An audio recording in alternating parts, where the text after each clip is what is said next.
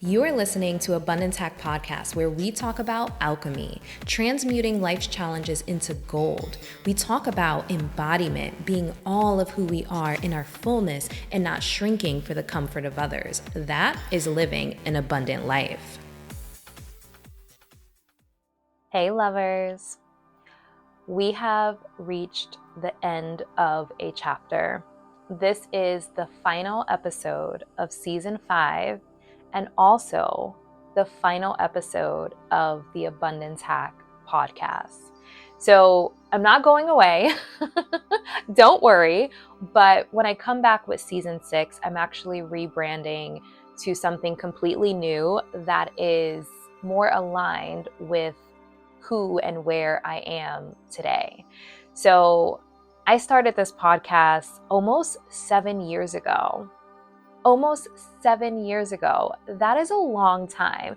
So 248 episodes over 7 years.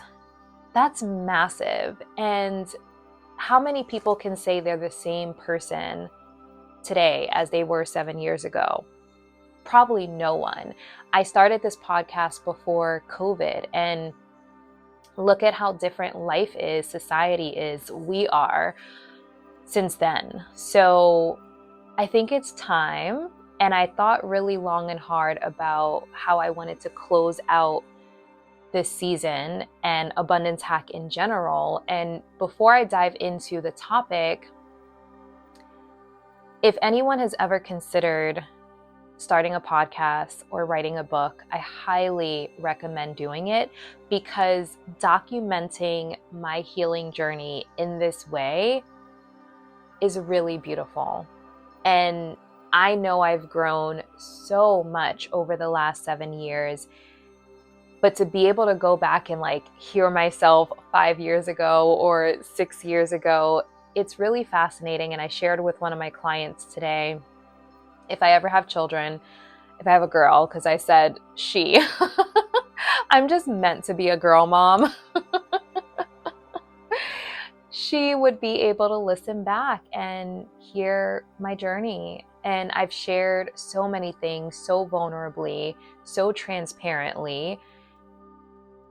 It really is a beautiful process. So if anyone has considered starting a podcast or writing a book, I say go for it, because it is cathartic.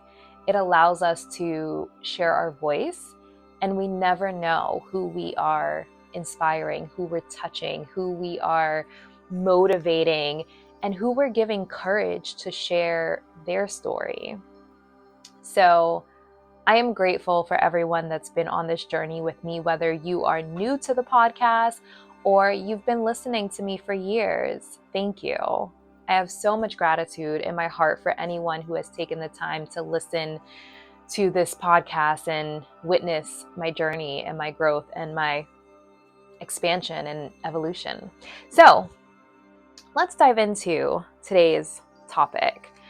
I want to talk about the cost of authenticity. Now, I don't have any notes today. I wanted to really speak to you from the heart, close it out where it's just me speaking from the heart, no notes.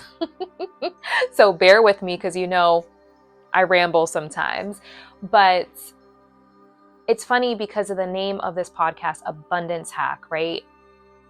Sometimes when we associate abundance, we think money. And when I first started this podcast, I would ask people, what does abundance mean to you? And people hardly ever mentioned money. They would talk about an abundance of love or an abundance of happiness. But closing it out with the cost, because things cost money, right? The cost of authenticity, I just feel like is perfect. It's a little symbolic, but the cost of authenticity. Now, be authentic is definitely a buzzword. Authentic is a buzzword. And there's so many people that talk about authenticity. But what I find is in our society, there's a lot of curated authenticity. And so it kind of is counterproductive to curate authenticity, because you're not really being authentic. However, one of the things I will say is we have so many trauma adaptations that we adapt as part of our personality. And until we do some deep inner healing and shadow work, a lot of therapy, a lot of healing, sometimes we don't even know. Sometimes we don't even know. I remember years ago saying to my therapist, like, oh, this is just the type of person I am. And she was like, no. She was so like calm and sweet. And I just was like, what does that mean? And I probably was saying something that was a little bit of people pleasing. I've had to overcome a lot of people pleasing, and we're definitely programmed to be people pleasers, right? So she was just like, no, that's not who you are.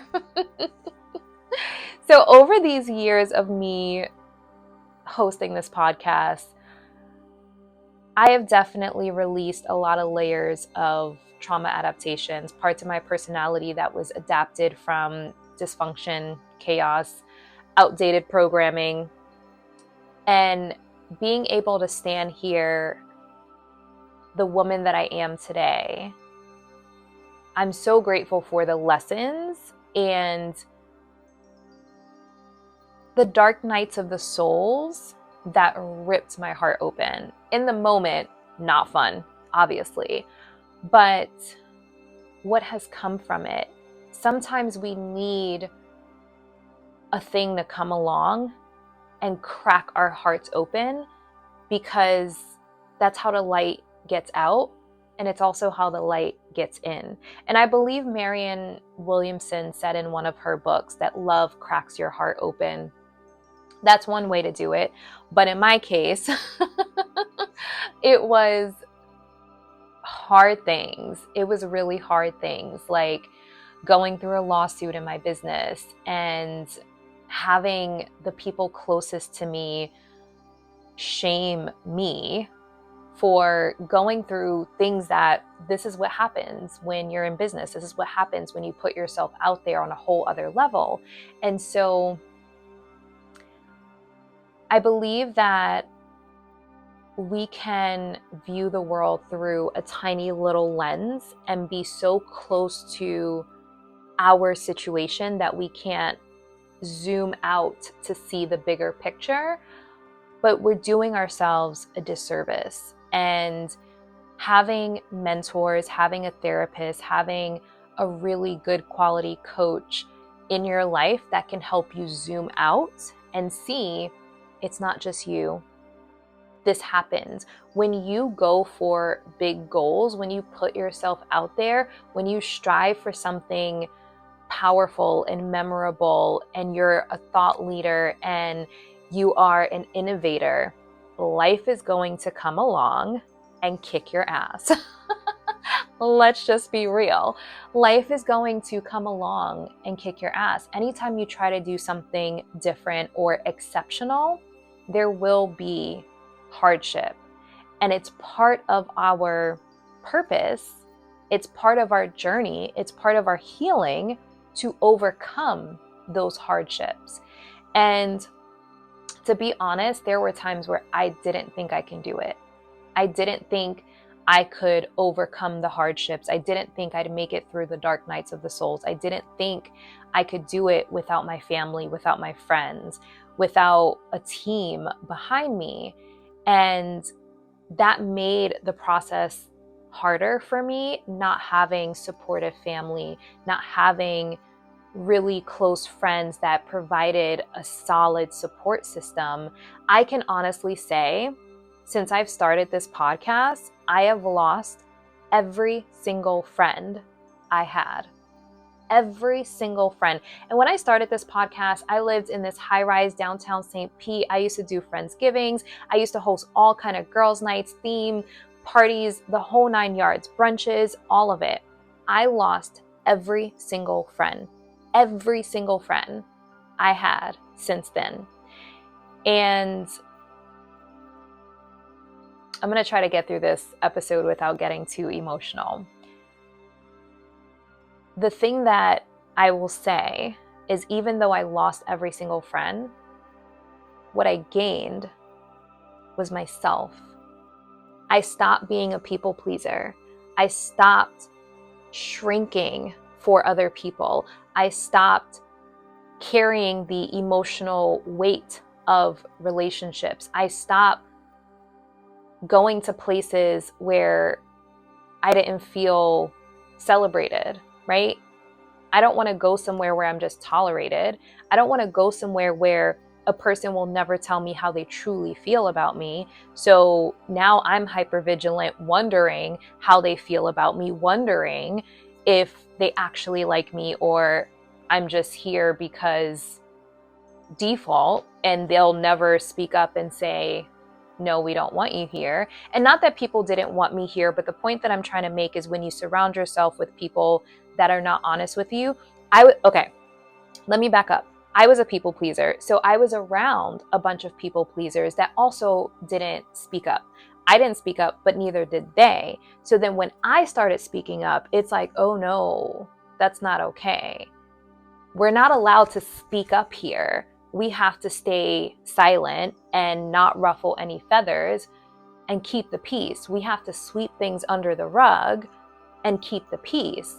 And when I started my healing journey, like my deeper healing journey, because I feel like I've always been on a little bit of a journey, but it was very surface level until life came along and like really kicked my ass. And honestly, I think it was COVID. I think it was COVID, if I'm being like really honest, because I know during COVID, I lived alone. So I was with myself and my dogs. We would walk to the water, but sitting with myself all of that time, I chose not to drink. I really dove deep into my healing journey during COVID. A lot of journaling. I signed up for a coaching program, and I talk about it on the podcast. Intimacy coaching, but not intimacy like sex, but intimacy like vulnerability and connection. And that was kind of a wake-up call for me as to why my connections didn't feel grounded and supportive in the way that I wanted. And then not long after that, I started working with my business therapist, and I did her trauma-informed do no harm course. Then she did a Brene Brown cohort of Dare to Lead. And between those 3 programs, they were all like step-by-step kind of peeling back layers. But by the end of those 3 coaching programs, I looked at my life and I said, I don't have any emotionally safe connections in my life. None. Friends, family, nothing. And so I'm learning about vulnerability. I'm learning about speaking up. I'm learning about naming my needs, my desires, my boundaries. And setting boundaries is hard. The cost of setting boundaries. Like that should be a podcast episode in itself. But now I'm setting boundaries. Now I'm speaking up. Now I'm like, hey, this is what I need. Hey, this is how I feel. Hey, this doesn't feel good. And at first, I was met with rejection, abandonment, gaslighting, invalidating, minimizing, blame shifting.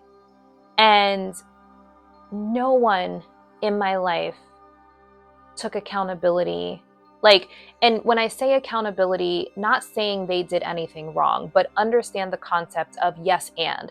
Yes, this was your experience, and this was my experience, but I didn't mean to hurt you. Both of our experiences were true. 2 people can walk into the same restaurant and have 2 totally different experiences, and both are valid. So me saying, hey, this didn't feel good, doesn't mean you suck, you're a bad friend, you're a piece of shit, right? It doesn't mean that. It means this hurt my feelings. This didn't feel good. But we're not taught as a society to have compassion, to take accountability. Even if you don't mean to hurt someone's feelings, you can still say, sorry, I never meant to hurt your feelings. Rather than being like, oh my God, I can't say anything to you. Nothing I do is good enough for you. Like, what is wrong with saying, hey, I dropped the ball. I'm sorry. How can I make it up to you? How can I make this right? What do you need? What does support look like for you? explain to me what I did because I didn't mean to hurt you. Like, I looked at my life and realized I didn't have one emotionally safe connection in my life. So one by one, I started going to the people in my life, trying to have conversations with them, trying to grow with them or have them grow with me. And little by little, I lost every single friend in my life. But at the end of it, what happened is, okay, I'm going to be really honest. In between, there was a lot of loneliness, a lot. But eventually, I realized that my solitude allowed me to ground into myself, who I am, my energy without anyone else, right? And so obviously the work that I do is very energetic. I'm around healing frequencies every day and vibration. So I'm very in tune and sensitive to energy. And so I started realizing, like, hanging out with certain people felt more draining, or hanging out with certain people who wouldn't tell me how they feel or what's going on. And I had to like pry and ask questions and like fill the space. I started feeling exhausted. And I don't believe in isolation. So I didn't purposely isolate myself, but I'm like, I want people who check on me. I want people who show up for me. I want people who are concerned about how I'm doing. I am the person that checks on everyone. How are you doing? How's life? How's your family? How's work? How's your business? I ask specific questions. And I've talked about on this podcast where people say, hope you're well. Hope you're well. That's one of my biggest pet peeves, because I'm like, this is why no one feels seen and heard, because no one is actually getting in there and talking to people. Like, how are you doing? How's life treating you? Are you happy? How's your heart? And I lean into these questions with people. Some people are like, oh, it's too much, because they want to go back and dissociate, sweep things under the rug and not acknowledge the things that are happening in life. But when I went through my journey, I realized I want to be around people that are living intentionally. I want to be around people that are grounded in their values and can speak up for themselves, can speak up for me. I think that was one of the biggest catalysts for my journey, is when I went through a really hard thing in my business. I didn't feel like anyone had my back other than like my therapist and my business therapist and mentor. I'm like, where's the people that have my back? And how many people, I just feel like, turned a blind eye. And as someone who always checks on people, as someone who is in service of others, as someone who pours into others every day, all day, my business is a service-based business that pours into people. I don't have anyone showing up for me. And so I had to say to friends and family, like, hey, I'm not okay. I need support. And it was kind of like, okay, fine. What do you need? And not to take away from what was done, but what was done was like 2 seconds. And then everything was like back, like, you know. And then when I'm like, hey, I'm still having a hard time. It's been like 2 weeks, right? Like, oh, you're still going through that? And I'm just like, okay. So, and this is not to insult anyone that was in my life. This is a societal problem. I want to be very clear about that. I love every person that was in my life, and I care about the people that has been in my life, and I'm grateful for the time that we did share. So I'm not saying anything bad about them specifically. I believe this is a societal problem, because even with something like grief, society programs us to say, time heals all wounds. Time heals all wounds. No, it doesn't. You never heal and get over losing someone you love. That will always be a wound. So expecting people to get over it within a certain time frame is absolutely ridiculous. But these are the types of things that our society programs us to say, and we unknowingly say them thinking we're being empathetic, but we're actually creating disconnect. And so when I started understanding these concepts, I'm like, okay, let's remove the disconnect and let's create connection. And I don't feel like the people in my life wanted to do that work with me. And again, not because they're bad people, not because they didn't care about me, not because, I'm not awesome. But I honestly think our society is burnt out. I say it in all my podcast episodes, 8 in 10 people are operating in burnout. People are just trying to survive right now and just get by. And how a lot of people are keeping going is by dissociating. And then here I come with the deep conversation, wanting to talk about, some really heavy stuff. So I get it. And I also grounded into who I am, what I need, and what I desire in connections. And what I desire is people that are emotionally intelligent and in tune with themselves, with their goals, with their intentions in life, and integrity and boundaries, and someone that can speak up. If someone's mad at me, tell me so we can talk about it.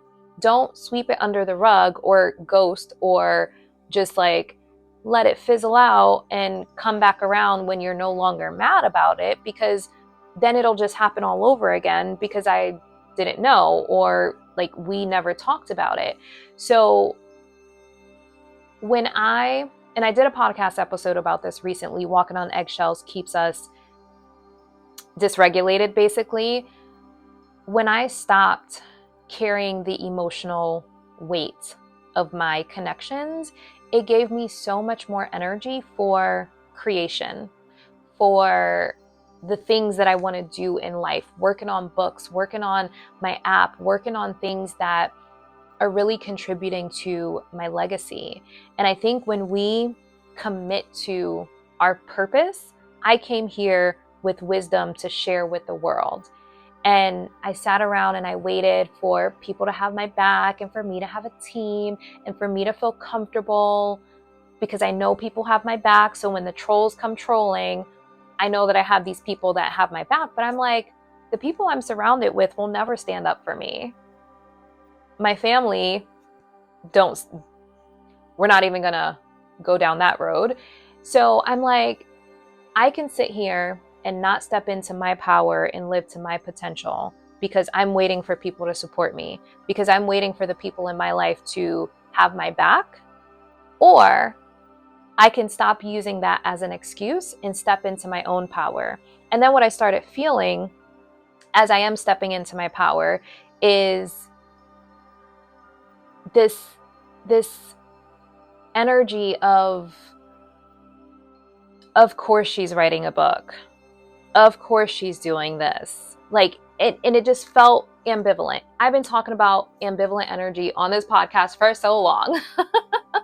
I'm actually over talking about it now. So I feel like this new chapter it's perfect timing, because it's time to step away from that phase in my journey and step into a new phase. And so the cost of being authentic, sometimes, specifically in my case, you lose everyone, but you find yourself. And it's a hard process. And maybe this doesn't look the same for other people, but this was my experience, because I didn't have people that wanted to grow with me. And it's not to say they're bad people. Because I'm in a healing space, because my business is built around healing, I'm probably moving at an accelerated pace. And what I also know is that our society did not equip us with the proper tools to work through conflict, to work through rupture. A lot of people don't have healthy conflict resolution skills. And I used to think like, oh, if they cared about me, they would blah, blah, blah. But it's like, no, people are exhausted. People will be paralyzed by their own discomfort of having uncomfortable conversations and let relationships and connections die before they face that discomfort. And I realized that I really need people in my life that can lean into the uncomfortable conversations, because I'm leaning in. And I think to do something powerful in your life, if you want to start a business, if you want to write a book, if you want to start a podcast, if you want to share your gifts with the world in whatever way, that requires courage. And so that same courage is the courage that we also use to lean into uncomfortable conversations and doing inner child healing, to know that just because we have an uncomfortable conversation, just because we have a disagreement, just because we have a fight, doesn't mean the connection is over. It shouldn't. But our society will dismiss somebody with the quickness. Ghost, it's over, done. Like, it's wild. But to me, being authentic is being impeccable with your words. I've had people look me in my face and tell me, I'll never do anything to compete with your business. Like, these are people that worked for me and then like quit the next day, blocked me, and then literally proceeded to compete with my business. I've had friends look me in the face and say, I'm not going anywhere. I'm always going to be here for you. Where are they, right?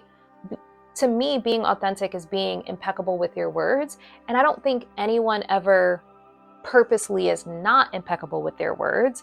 I just think that we live in a society that will rather sweep things under the rug, turn a blind eye, distract, and dissociate.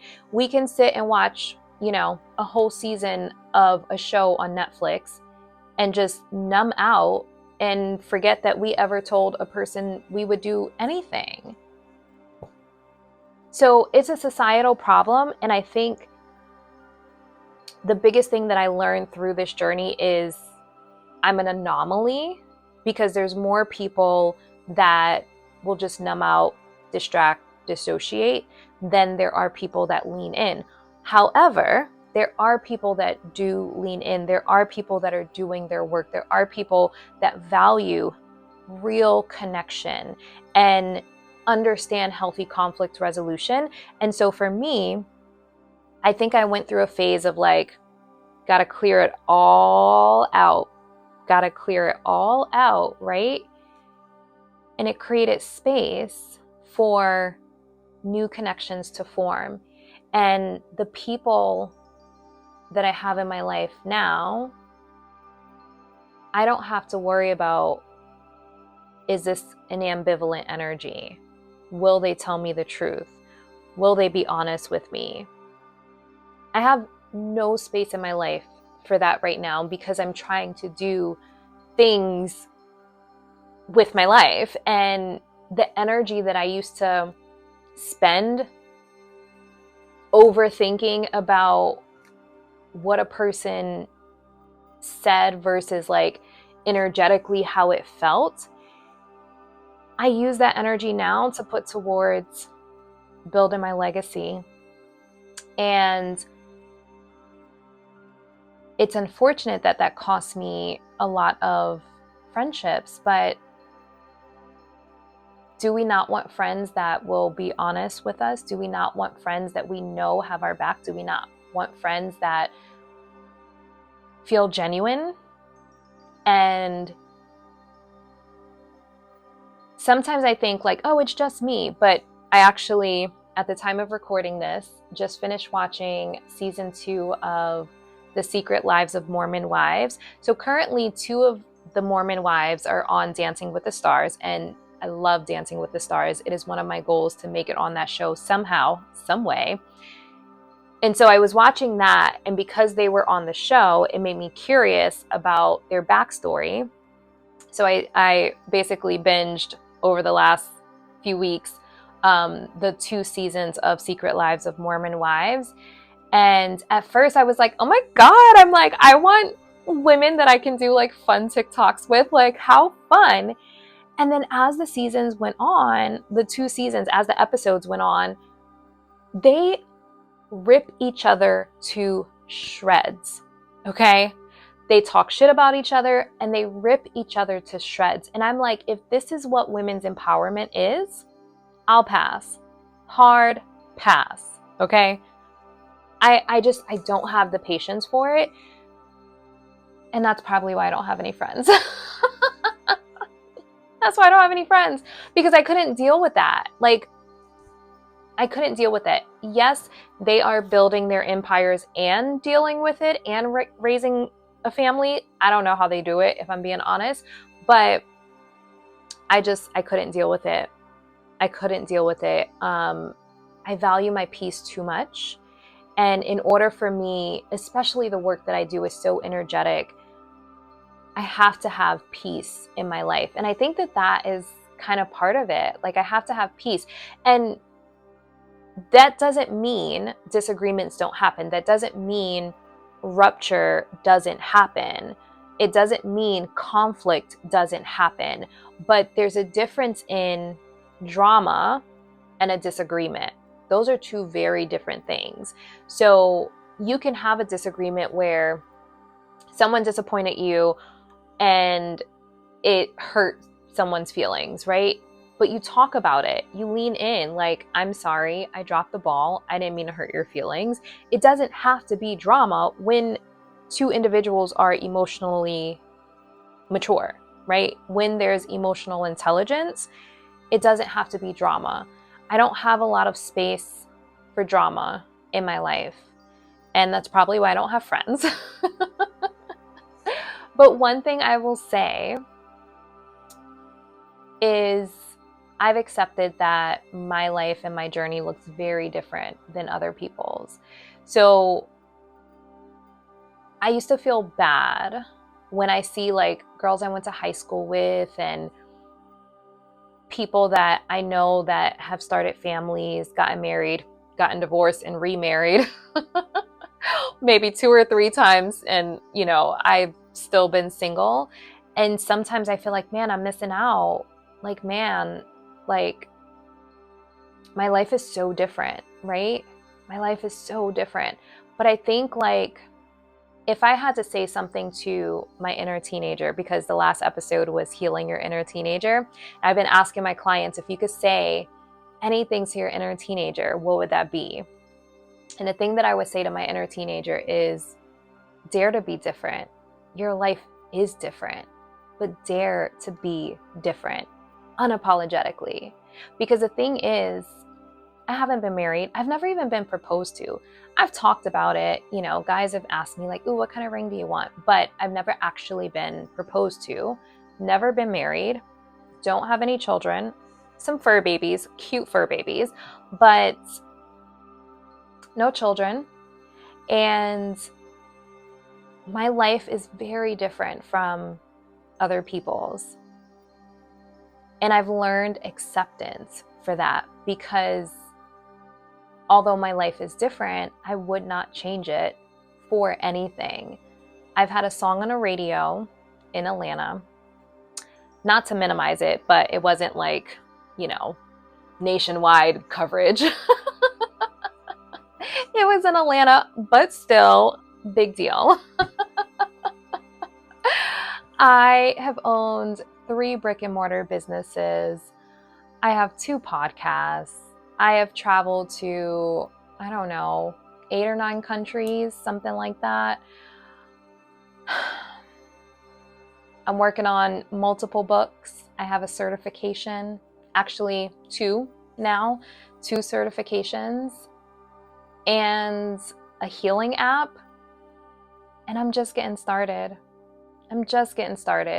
So I can look at my life and be like, man, my life is so different from other people's. Woe is me. Or I could be like, I've lived a full, fabulous, fulfilling life. And yes, it looks different. But that's the cost of being authentic. Not following I was going to say sheep, but that may sound bad because I'm not insulting anyone who lived the American dream or is living the American dream. But there's a certain programming, like you must fit into this box. And that's it. Go to college, get married, buy the house with the white picket fence, have the kids with the dog. And like this was laid out for us. And some people genuinely want that. And that's okay. So there's nothing wrong with that. But if you, in your heart, in the depths of your soul, is like, I don't know if that's the path for me, sometimes the cost of going against the grain brings with it its own set of challenges. And obviously, people who fit into that mold, even if that's what your heart desires, a family, like I know women that's like, I just want to be a wife. I want to be a mother. Like I was meant to do this. And I believe that there are women that were meant to be mothers of like multiple children. Like some women just, they have that nurturing energy in that way. And that's beautiful. And if you're someone who you're like, no, that's not my path, choosing to go against the grain of what they said, this is what we should want, going against that. And even if it is kind of what you want, but you also want to be a business owner, you want to travel the world, you want to do some other things, following your purpose comes with a lot of challenges. Following your passion comes with a lot of challenges. And I think choosing to follow your purpose is healing in itself. It's going to accelerate your healing journey. It is going to require courage. It is going to require shadow work because people will not like you, especially people who didn't go for their passion, purpose, goals, desires. Your light will trigger their shadows, period.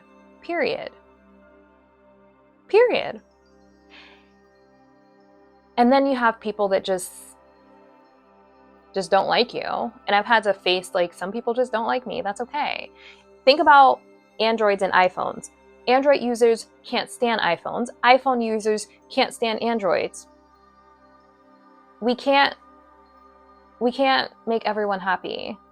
And so I've had to really learn to like myself, love myself, accept myself. And I had to face every hard thing or bad thing or negative thing or ugly thing a person could say about me to have the courage to put myself out there. And it's still a vulnerable thing. When I release things now, like my app, some of the feedback I got from my app hurt, especially my first bit of feedback. I cried a little bit, but it's like, it's okay because it's a vulnerable thing to put something out there that is like really on your heart. A lot of people create from a place of what people want them to create, what people will buy, what people want versus what they really want and what's on their heart.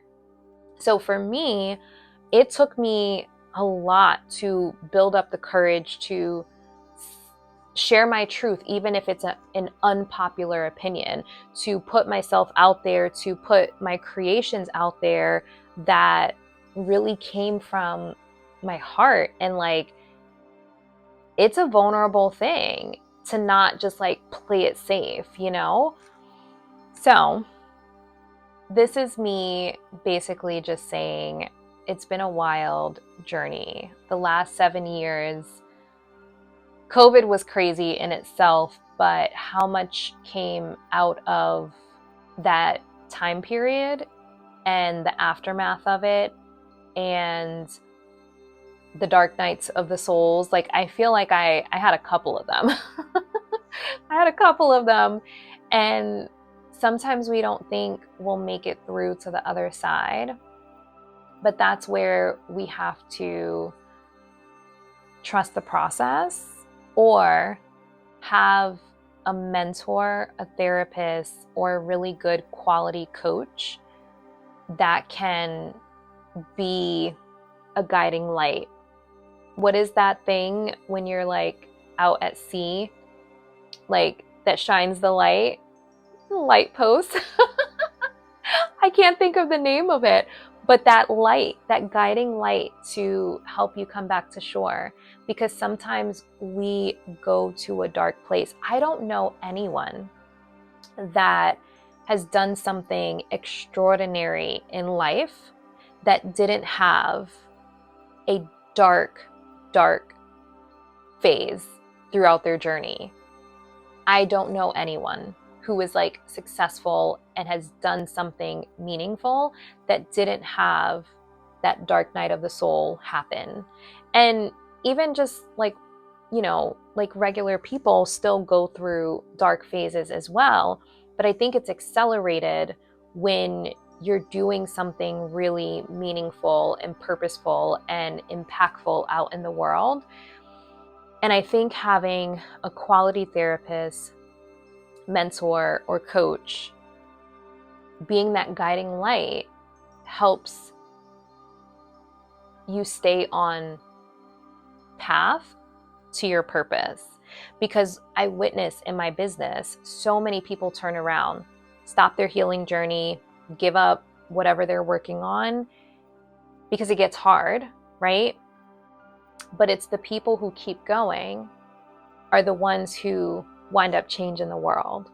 I think we all have it in us to share our gifts with the world, but it's the ones who don't give up when things get really hard that actually see it through.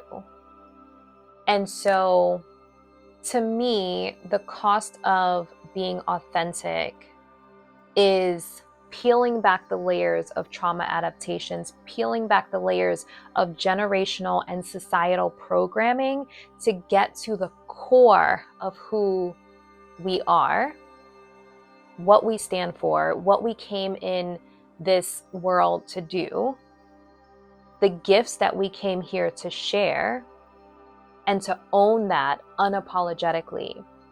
And if that goes against the grain, sometimes it may not go against the grain. Maybe it goes with the grain, right? Maybe it fits into the box. But for those who don't, whose purpose doesn't fit into the box, that authenticity will require courage. It will require potentially losing people in your life, and being so self-loyal and committed to yourself, committed to your purpose, that you make peace with it. And it's hard. It's very hard. But I sleep good at night knowing that I'm not self-abandoning anymore, knowing that I'm not giving up my purpose, knowing that I'm being true to myself, knowing that I know who I am at my core, and no one can rock that or shake that or invalidate that. And I stopped trying to prove myself to people. I mean, that in itself is a big win. I don't have anything to prove to anyone. It's me and my goals. It's me and my purpose. And I don't care what that looks like to people on the outside. But that unshakable, grounded confidence took a long time. I was living for external validation for a very long time. And that hard thing that happened in my business is what stripped me of that. Because when I felt like the people that I love are not showing up for me in the way that I need, and not to sound insulting to anyone in my life, but I'm like, why would I care about what these people think if they weren't there to support me in my darkest time? In my darkest time. So that dark time, I think when you survive a really dark time, it gives you courage, because you're like, well, I got through that, right? And I didn't think I would, so I'm stronger than I believe. And all of the people that didn't show up for me in the way that I needed, like, why would I care about what they think about what I'm doing with my life if they weren't there for me in my darkest time? And I love the quote, if you can't handle me at my worst, you don't deserve me at my best. And I don't say that to be mean, but I think hard times, dark times, helps you refine your boundaries and where to give your attention. It helps you gain clarity around who deserves your time and energy. My business therapist always uses Brené Brown's example of marbles in the marble jar. When someone shows up for you, when someone's supportive, when someone's nurturing, that's putting marbles in the marble jar. So knowing that not everyone deserves your vulnerability. And that's another thing that I learned. So to wrap it up really quick, I just want to make one more point about these last 7 years. I feel like the wool has been removed from our eyes. Some of the things and people that I used to look up to or idolize, realizing that they're monsters, like P. Diddy, for example. But this is someone who was a mogul, especially with me doing music. Like, I wanted to audition for Making the Band. I, had a couple crush on him and Cassie, only to find out, So the wool has been removed from our eyes. And a lot of what I realized the last couple of years is there's a lot of people in power that abuse their power. There's a lot of people in power that lack integrity. I mean, look at the state of our government and what's happening in the world right now. So I think that we need more authenticity, true authenticity, and not curated authenticity. I think that we need more people speaking up. I think that we need more courage to stand for what we believe in and not just turn a blind eye or duck our head in the sand and pretend nothing is happening and everything's fine. And I think it requires courage to not spiritually bypass or just have toxic positivity and pretend that everything is love and light. I used to say love and light when I started this podcast. So I was there at one point, but life kicked my ass and I got real with myself and with the world. The wool was removed from my eyes. And I'm glad it was, because I feel grounded now in reality. One of the things that I focus on a lot in my studio is helping people ground. We desperately need that as a society because anxiety is at an all-time high. But not to get too far off the topic, I believe that we are waking up as a society. Once you see it, you can't unsee it. And I hope that once people see it, they choose themselves. They choose self-loyalty. They choose courage. They choose their purpose. They choose to live in alignment with their soul's desire. And again, it takes a lot of courage because it will come with a lot of goodbyes. It will come with a lot of your light aggravating people's shadows, but stay the course. Stay the course. Stay the course. And keep doing your work. Keep peeling the layers back and realizing just because someone speaks the talk, talks the talk, right? Doesn't mean that they integrate it. Doesn't mean that they embody it. So when I say the cost of authenticity, truly integrating and embodying the things that you stand for, standing by it, being impeccable with your words, not abusing your power. I had a situation recently where I was vulnerable with a person. They took that as an opportunity to basically kick me while I was down. And it's okay because I feel like I'm strong enough to handle those types of things. Like when you've been to like pretty dark places, it's like, okay, this is nothing, right? Not to minimize it and not to say it's nothing, but there are people who want to build people up. And then there are people who are in leadership positions or in positions of power that just want to have their egos stroked. I think it's up to us to be connected to our intuition, to be able to decipher and differentiate the difference between the two. My healing journey not only gave me courage, but it gave me unwavering self-trust. And now when I feel something in my body, I trust it. And that took a lot. That took a lot, especially coming from a childhood where I was gaslit a lot and my feelings didn't matter. My story or my perspective didn't matter. It took me a lot to regain self-trust. But I think it is so important these days because we don't know who's real or who's abusing their power. We don't even know what's real and what's AI these days.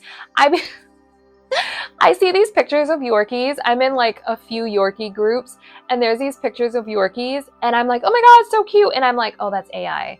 Still cute, but like it's AI. So like we don't know what's real or fake anymore. So like we have to sharpen our intuition, but we cannot sharpen our intuition if we're not connected to our bodies, if we're not connected to the core of who we are, because we have all these layers of trauma adaptations that we think are actually parts of our personalities that are not really. And it's something that formed as a defense mechanism or a means of safety or, you know, a way to fit in that's not actually who we are to our core, our soul, our essence. And so the healing journey gets you back to who you are at your core and connects you back to your body so you can trust yourself again, trusting that full body, yes, feeling the sensations in your body to know and ground into that knowing. And I feel like that's what I've been doing the last 7 years. And I'm grounded in that knowing now. And I'm ready for the next chapter. So I know I rambled through this episode, but I hope that you found some gems and some takeaways. I hope that it was meaningful and maybe inspirational to anyone listening.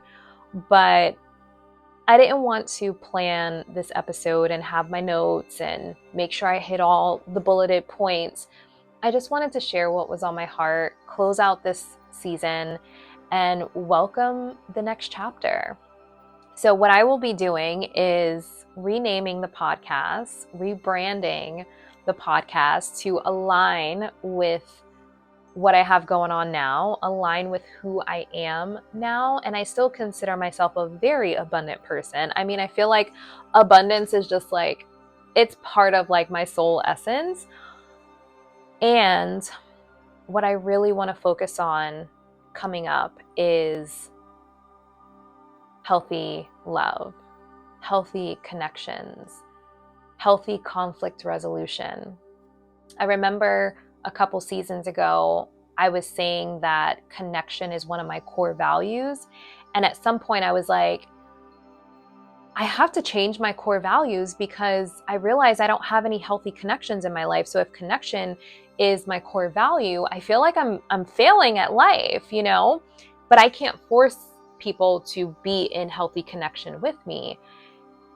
So I needed to shift that and then do my own work, regain my own self-trust. And now I'm ready to share with the world the wisdom that my soul came here to share. And the core of that is that we are worthy of healthy love. We deserve healthy love. We deserve healthy connections. We deserve support that doesn't come with ulterior motives. We deserve connections where it's not ambivalent. We don't have to be hypervigilant because we know the person loves us. We know the person has our back. We know the person will stand up for us and fight for the connection. We deserve that. And being all of who we are and living our purpose, and people celebrating us and lifting us up, and not abusing their power, not leading with control, manipulation, and fear. So letting go of the outdated programming, letting go of the unhealthy generational patterns, societal patterns, like ghosting is a societal pattern right now that doesn't serve us. I feel so clear on what I was sent here to share with the world. And I'm ready. I'm ready for this next chapter. So season 6 will be focused on healthy love, healthy connection. And I say all the time, healthy love starts with self-love. So it will be a lot of that because I had to go through my journey and learn to love myself, learn to accept myself, learn to nurture myself, learn to support myself and not self-abandon, because we are programmed to self-abandon. So learning how to not self-abandon and really ground into who we are, that takes work. I hope you found value in this, and thank you for bearing with me as I rambled through this final episode. For those who have been listening to me for the last few years or from the beginning, if there's anyone that's been listening to me from the beginning, like definitely reach out and tell me, because I would love to know that. But I hope through these 249 episodes, I have inspired you and sparked a little courage within you and helped cultivate some self-love, because you are worthy of healthy love. And I'm excited for this next chapter. Let's do this. So until next time, reminding you, don't shrink for the comfort of others, and you are most definitely worthy of healthy love. Thank you for tuning in to the Abundance Hack Show. I would love to hear from you. Leave your comments and questions, and don't forget to subscribe so you don't miss any of our yummy episodes. Every time you leave a 5-star rating or review, I do my happy dance.